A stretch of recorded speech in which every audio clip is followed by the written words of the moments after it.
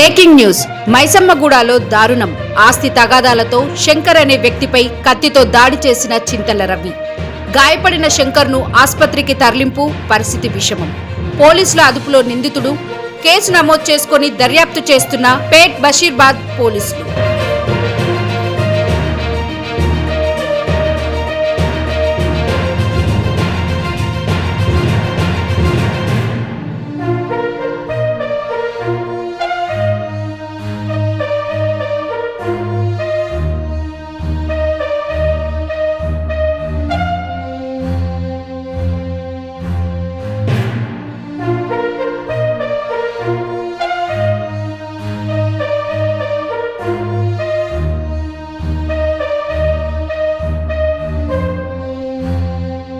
Breaking news మైసమ్మగూడలో దారుణం.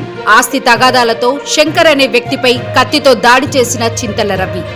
గాయపడిన శంకర్ను ఆస్పత్రికి తరలింపు, పరిస్థితి విషమం. పోలీసుల అదుపులో నిందితుడు. కేసు నమోదు చేసుకుని దర్యాప్తు చేస్తున్న పేట్ బషీర్బాద్ పోలీసులు.